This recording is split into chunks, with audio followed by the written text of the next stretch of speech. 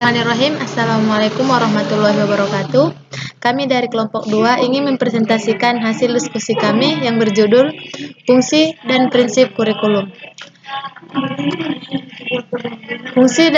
Fungsi kurikulum. Pada dasarnya, kurikulum itu berfungsi sebagai pedoman atau acuan. Bagi guru, kurikulum itu berfungsi sebagai pedoman dalam melaksanakan proses belajar. Bagi sekolah atau pengawas berfungsi sebagai pedoman dalam melaksanakan supervisi atau pengawasan. Bagi orang tua, kurikulum itu berfungsi sebagai pedoman dalam membimbing anaknya belajar di rumah.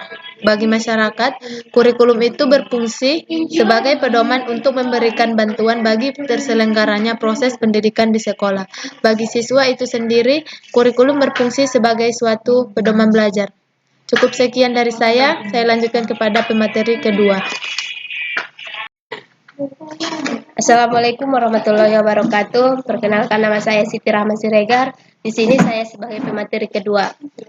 Baiklah, di sini saya akan melanjutkan materi sebelumnya yang dibawakan oleh teman kami, Seri Depi.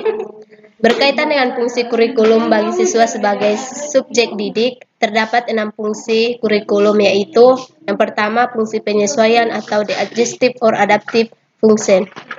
Fungsi ini mengandung makna bahwa kurikulum sebagai alat pendidikan harus mampu mengarahkan siswa agar memiliki sifat well adjusted, yaitu mampu menyesuaikan dirinya dengan lingkungan, baik lingkungan fisik maupun lingkungan sosial. Oleh karena itu, siswa pun harus memiliki kemampuan untuk menyesuaikan diri dengan perubahan yang terjadi di lingkungannya. Yang kedua, fungsi integrasi atau the integration function. Fungsi ini mengandung makna bahwa kurikulum sebagai alat pendidikan harus mampu menghasilkan pribadi-pribadi yang utuh. Siswa pada dasarnya merupakan anggota dan bagian integral. Oleh karena itu, siswa harus memiliki kepribadian yang dibutuhkan untuk dapat hidup berintegrasi dengan masyarakatnya. Yang ketiga, fungsi diferensiasi. Fungsi diferensiasi ini mengandung makna bahwa kurikulum sebagai alat pendidikan harus mampu memberikan pelayanan terhadap perbedaan individu siswa.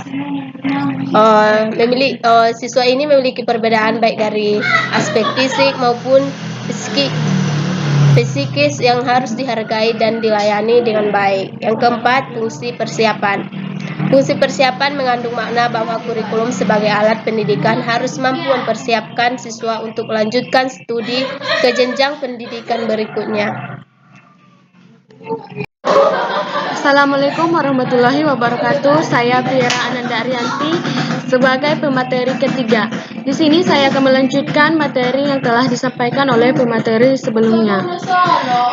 Yang kelima yaitu fungsi pemilihan atau the selective function, di mana fungsi pemilihan mengandung makna bahwa kurikulum sebagai alat pendidikan harus mampu memberikan kesempatan kepada siswa untuk memilih program-program belajar yang sesuai dengan kemampuan dan minatnya.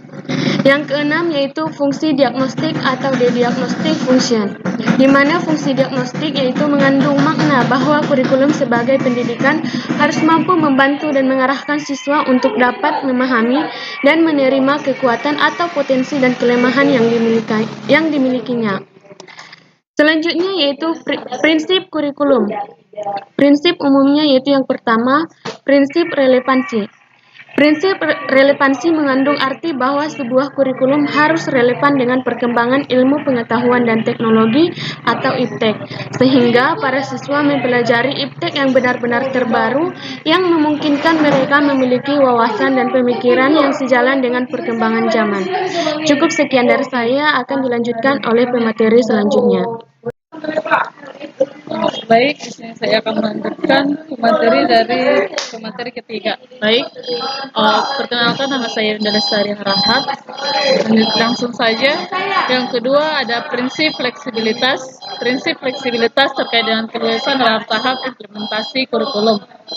Penerapan prinsip fleksibilitas dalam kurikulum adalah bahwa satu kurikulum harus dirancang secara fleksibel atau luas, sehingga pada saat diimplementasikan memungkinkan untuk dilakukan perubahan untuk disesuaikan dengan kondisi yang ada yang tidak terprediksi saat kurikulum itu dirancang. Yang ketiga di sini ada prinsip kontinuitas. perkembangan dan proses belajar anak berlangsung secara berkesinambungan, yaitu tidak terputus-putus. Artinya, bagian-bagian aspek-aspek materi dan bahan kajian disusun secara berurutan, tidak terlepas, melainkan satu sama lain memiliki hubungan fungsional yang bermakna. Sesuai dengan jenjang pendidikan, struktur dalam satuan pendidikan dan tingkat perkembangan siswa. Yang keempat, ada prinsip efisiensi. Kurikulum mudah dilaksanakan menggunakan alat-alat sederhana dan memerlukan biaya yang murah. Kurikulum yang terlalu menuntut keahlian-keahlian dan peralatan yang sangat khusus serta biaya yang mahal merupakan kurikulum yang tidak praktis dan sukar dilaksanakan. Yang kelima di sini ada prinsip efektivitas. Walaupun prinsip kurikulum itu mudah, sederhana, dan murah, keberhasilannya harus diperhatikan secara kuantitas dan kualitas. Karena pengembangan kurikulum tidak dapat dilepaskan dan merupakan penjabaran dari perencanaan pendidikan. Misal, di sini ada keterbatasan fasilitas ruangan, peralatan dan sumber keterbacaan harus digunakan secara tepat guna oleh siswa dalam rangka pembelajaran. Yang kesemuanya demi untuk meningkatkan efektivitas atau keberhasilan siswa.